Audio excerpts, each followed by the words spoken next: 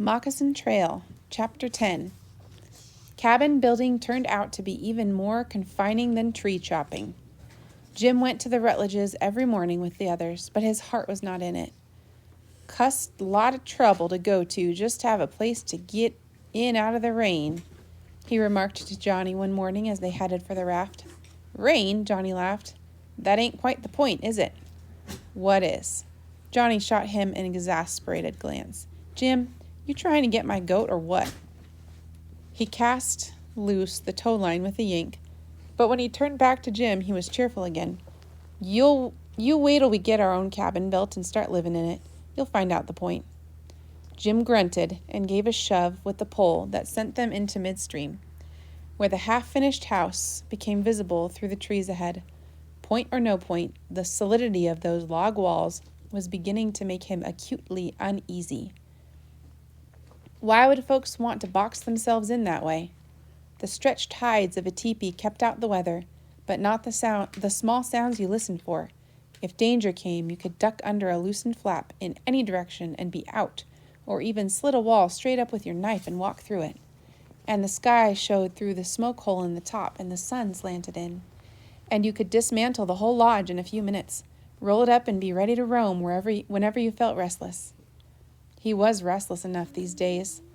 All work and no fighting, no playing, no chasing or being chased. He felt like a squaw. He would sit back on his heels sometimes on the top log of a wall and look out across the river to their own glades where buckskin and bad medicine grazed idle. And a cold little ripple of astonishment and uneasiness would run over him. What was he doing anyway? Letting his horse grow fat and tame and his traps rusty and his senses dull, while he spent his days building bourgeois cabins. It would outrage Scalp Necklace and the other crows who trained him, if they knew, and Tom Rivers. He would imagine Tom's slow, incredulous grin and the dry sort of remarks he'd make. By golly, hoss, you've turned carpenter. Now that takes some believing. One noon, as he leaped down with the others to see what Mrs. Rutledge and the girls had concocted for lunch, he spotted Dan'l sitting by the wagon, whittling pegs, and an idea struck him. He walked past the fire, and the sputtering skillets and the bustling womenfolk, loosening the thongs of his shirt as he went.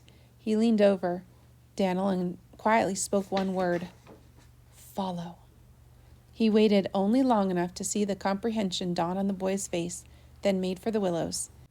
Dan'l was behind him now, his breath quick and audible as they pushed through the underbrush. Jim stripped to his breech clout and then sprinted for the water. A flat, skimming dive took him with a shock of cold into midstream. He heard a splash and a gasp behind him and smiled, knowing Dan'l had followed. Turning like a beaver, he headed into the current. He had swum no more than 100 yards upstream before he knew his powerful reaching stroke had carried him far beyond the boy. There he was, bobbing about more than halfway back to the anchored raft, his wet head gleaming in the sun. Beyond at the landing, the womenfolk were milling about and talking all at once. Jim got only snatches of it. Catch their deaths, I declare to goodness. Ashore this minute, Dan'l Keith. Oh, mercy, oh, that water's freezing cold, and that was Bess, the timid Rutledge twin, and Maggie, the irrepressible, giggled. Looks like fun, though. Ned and his father stood silent and grinning. Jonathan was nowhere to be seen. Jim grinned too and drifted lazily back.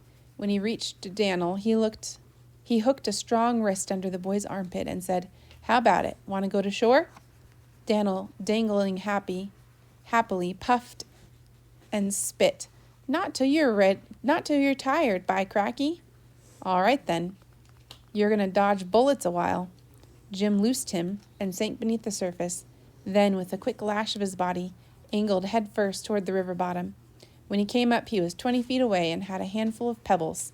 He began throwing them at Dan'l with wicked precision, ignoring the fresh storm that broke out from the bank downstream, and noting with satisfaction that the boy was dodging almost all of them, tired as he was. He had the makings of a good, wily swimmer. Suddenly, something struck him behind the ear with a stinging force. He dived instinctively, came up in a different spot, and to his astonishment, he saw Jonathan swimming toward him from farther upstream, his bare shoulders white against the clear brown water. As soon as he spotted Jim's head, he hurled another pebble. He was grinning, and his aim was deadly accurate. Jim's heart gave a leap of excitement as he dodged a third missile and submerged to snatch a handful of fresh ammunition. This was something like. All in a vain attempt. This is something like. For 5 or 10 minutes, the action was fast and wild enough to suit even Jim. He needed all his skill to dodge Jonathan's bullets and yet have time to pepper both brothers as well. Daniel was yelling with delight and sometimes with pain. Jonathan was laughing, and all three were diving, weaving, darting, and thrashing until the water creamed white around them. At last, Jim swam to Daniel's side, hoisted the puffing little boy to his back as Jonathan appeared beside them. "Good game," Johnny said. "Take you on again sometime. By golly, you're good at dodging them things. You ain't a slouch yourself." "How about me?" panted Daniel in his ear as they started for the shore. "Feel like I been in a hailstorm, but did I do all right?" "You done fine." Jim tumbled him onto the mossy bank and moved into the willows, shaking water from his braids. Jonathan was there ahead of him, already thrusting damp legs into his jeans. "Ain't had so much fun in years," Johnny remarked.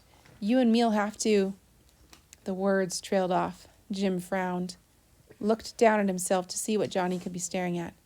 The scars? They were nothing new by this time. "What's up?" he muttered.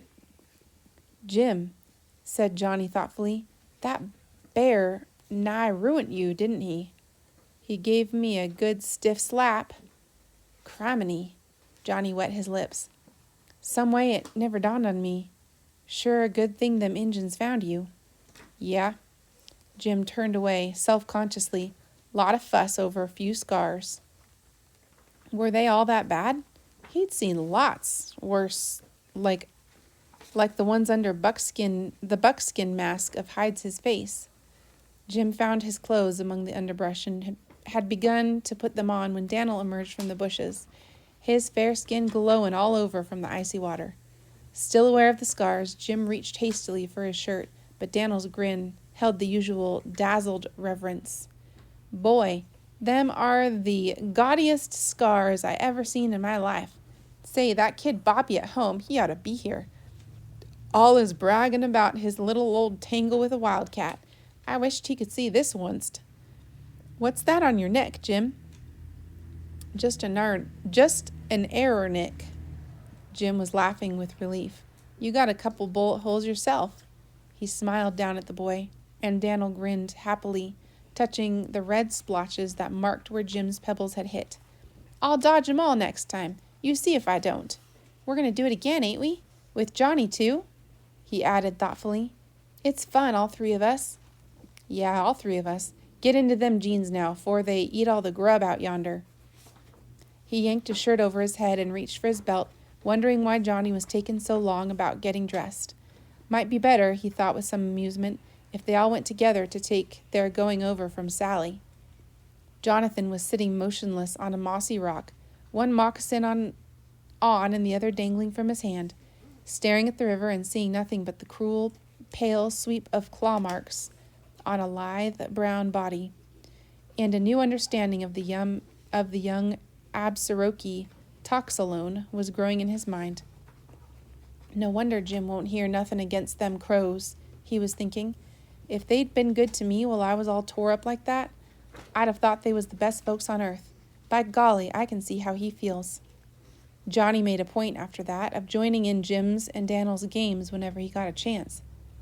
He shot Jim's bow, tried catching fish with his hands, learned to mend a moccasin, all in a vain attempt to catch more glimpses of those years in Absaroka that were like a wall between them. "If we could get Jim's point of view, it'd be half the battle," he told Sally when she asked him indignantly if he planned to turn Injun too. "Get his point of view? He's got to get ours. You're just encouraging him to run wild, and Daniel too. Neither of 'em is worth shucks any more at helping Mr. Rutledge. That boy's always at Jim's heels. Ain't you noticed?" "I've noticed," said Johnny gruffly. She had touched a sore spot. Always before, Daniel had tagged at his heels, copying his walk, quoting his opinions, thinking everything he did was wonderful. He was too proud to admit how much he missed it, too honest to blame the boy. "Easy to see why, sis," he mumbled. "To a young'un, I ain't a patch on Jim. Besides, all I do nowadays is make Daniel work, and I can't change that." "Of course not. We've got to change Jim." Sally's eyes filled suddenly. "We've got to fight him, Johnny. We've got to civilize him. Or he'll wind up stealing Daniel clean away from us, just like Uncle stole Jim." "Sis, don't talk crazy. Jim'll tame down. He's bound to. Wait till we get our own cabin built, and he's living our way." "What makes you think he'll live our way? Maybe he'll never be tame." Johnny chewed his lip. "If I could get to know how he feels about things. If only he'd talk to me." But it was too early for that, or perhaps too late. Johnny's plan had got out of hand. Jim welcomed him into any and all of his skylarking with Daniel, but refused to confine it to off hours. When Jonathan wouldn't quit work to go prowling the hills with him, he took the boy anyway. And when Johnny put his foot down on that, Jim went alone. "Blast it, sis is right," Jonathan thought exasperatedly.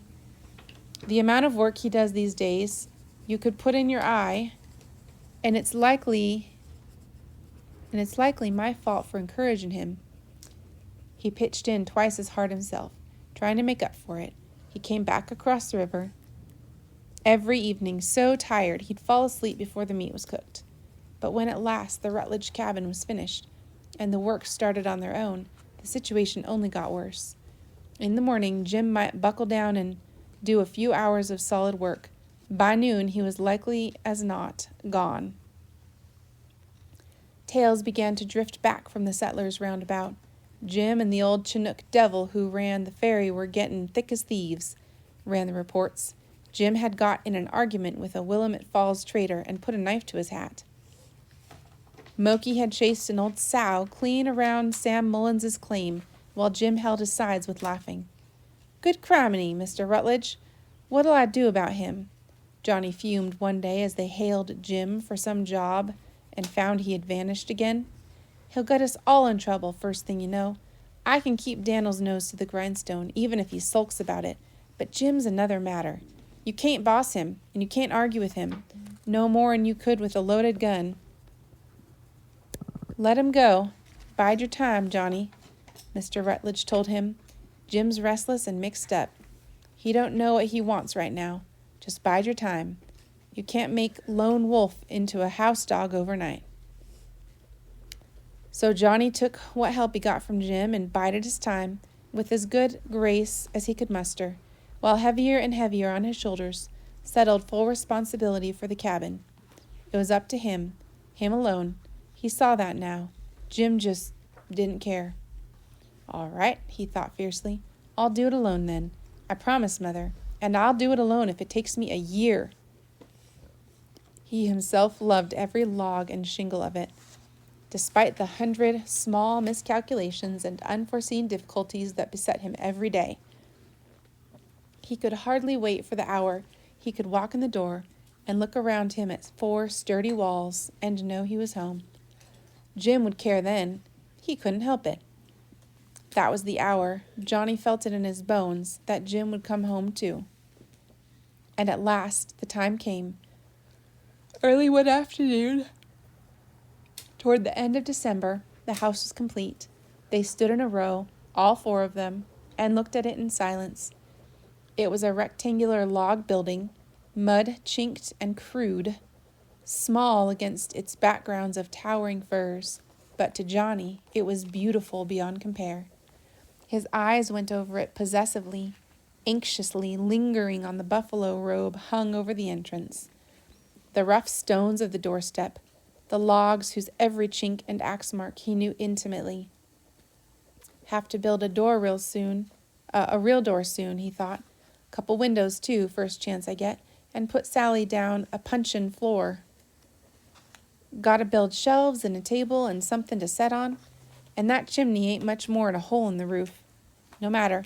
Out of that hole a thread of smoke curled up triumphantly. The clearing had a home in it. Sally's tanned face was radiant under its halo of blonde tendrils. "I can't hardly believe it," she whispered. "But yonder it is. Johnny, I know it don't have a stick of furniture in it, but let's sleep there tonight. We could cut fir branches and with Mother's feather bed." "You bet we will." Johnny was remembering her sleeping on boxes, on prairie grass, in spray-drenched blankets. "You just bet we will. It's early yet. I'll bring in what we got, and you can fix it to suit yourself. Dan'l?" "I'll get the branches," offered Dan'l eagerly. "Remember, me and Jim's gonna sleep in the loft." He dashed off towards the fir grove. Sally hurried into the cabin, and Jonathan started for the wagon. But Jim still stood, silent and tense, a curious expression in his tawny eyes, almost like fear. "Jim, what's the matter?" "Nothin'." Jim turned, the expression vanishing under his usual impassive mask. "What do we do now? Unload the wagon?" "Yeah, there ain't much. We had to throw stuff out along the trail. The oxen was getting so starved and played out. But we'll cart in what there is." He led the way to the wagon. This was the time he'd been waiting for, and he was banking on it heavily. Hoping with all his heart, he began to unload the wagon. One by one, the crates and barrels and bits of furniture that had jolted the long miles across the wilderness were carried into their new home. There was little enough, but Johnny knew and felt affection for each piece. A stool or two, Sally's little rosewood lap desk, the feather bed, and a small chest of drawers, the big Bible, some kitchen things, and the clock. "Oh, blast it, sis," Johnny said as he lifted it carefully from the packings. "I think it's broken side. Hear that rattle? We'll likely never get it to run." "Never mind." Almost tenderly, she picked away the last bits of straw adhering to it. "We'll put it on that shelf over the hearth, just like Mother done at home. It don't matter whether it runs or not. It's so beautiful." Jonathan nodded agreement. It was beautiful. It was the only really beautiful thing his mother had ever owned, and she had loved it dearly. It was as tall as a man's knee, made of bronze. The stem of the fat brass pendulum was concealed by a wooden panel painted with shepherdesses and cupids in a woodland glade. "There," Johnny said, setting it carefully on the shelf. "Now, where's that little leather box? Jim, did you—" He stopped again. Jim's face had gone quite pale under its deep tan. "Johnny," Jim breathed, "I'd forgot about that clock." They stared at him in dismay. How could he have forgotten about the clock? In 9 years, or even 90. The whole Keith household had centered about it. Pa's nightly winding of it had always been a solemn ritual, and so was Mother's careful daily dusting. The narrow space underneath it had been used from time immemorial as a sort of strong box. The door key lived there, Pa's medal from the War of 1812, a letter Grandfather Keith had once received from General Washington, Mother's egg money. The Bible always rested on the shelf beside the clock.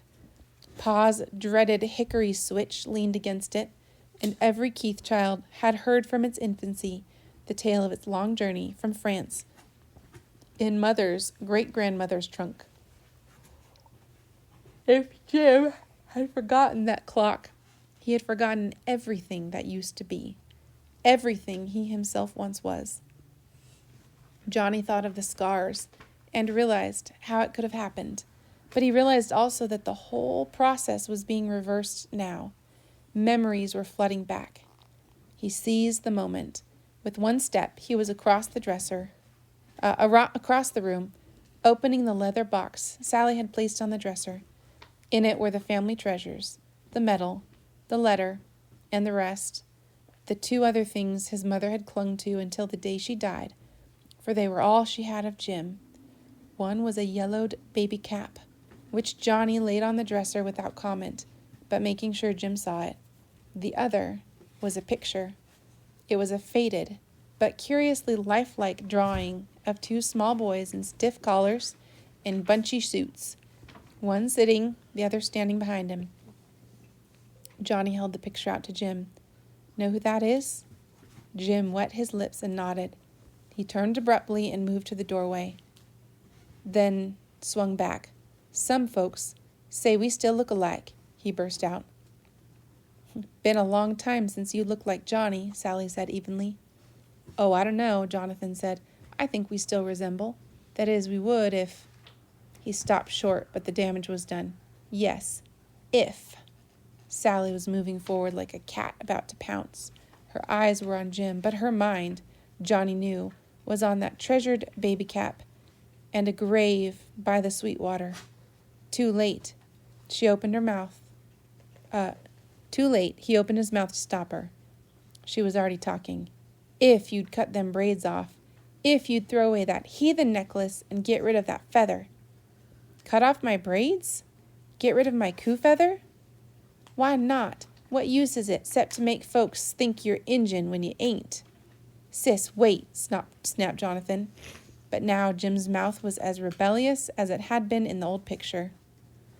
You don't get rid of Pa's medal, do you? My stars, what's that got to do with it? Johnny cut in sharply.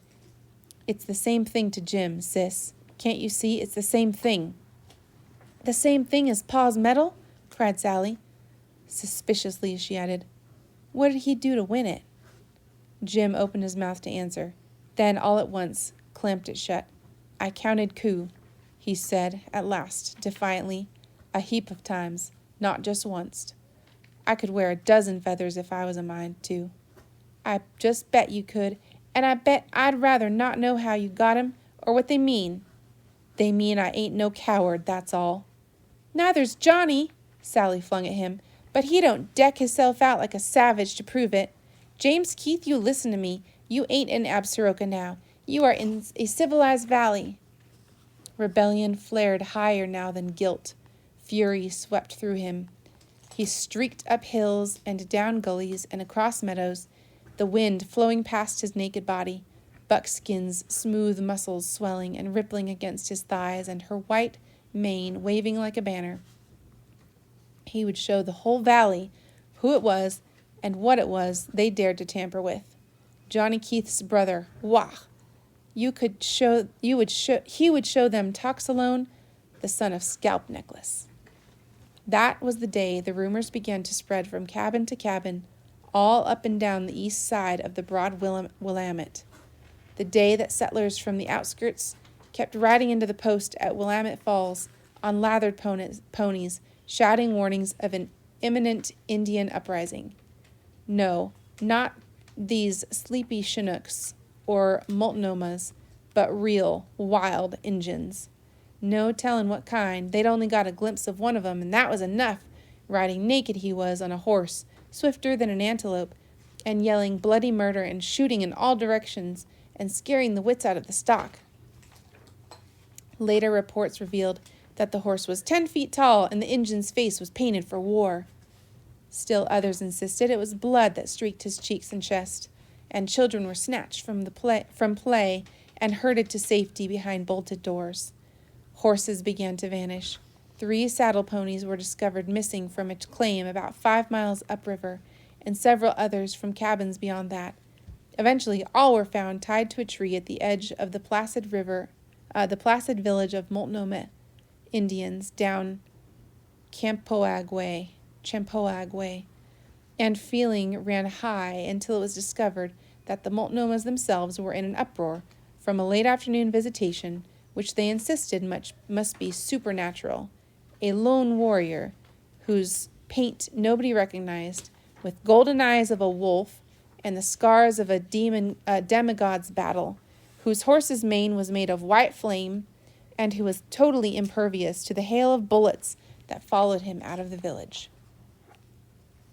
About moonrise that night, for the clouds had pulled apart to show patches of stars, and the white glow edging piled black thunderclouds, Jim and Buckskin trailed slowly home. There was a foul taste in Jim's mouth.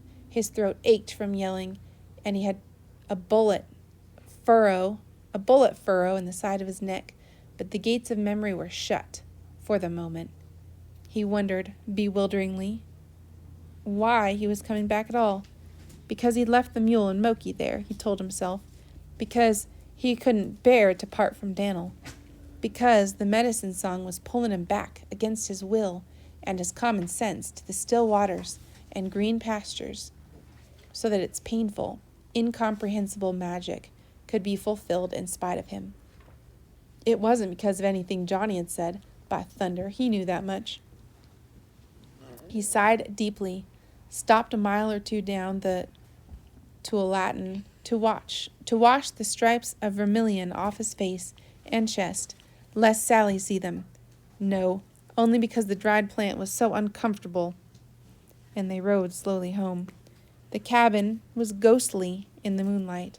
The fire was out, the clearing silent. Moki alone slipped out of the shadows to greet him. Jim dug his fingers into the dog's coarse ruff, clinging fast to him. At last he roused himself enough to eat a fistful of jerky, then wrapped the grizzly robe about him and fell into exhausted sleep.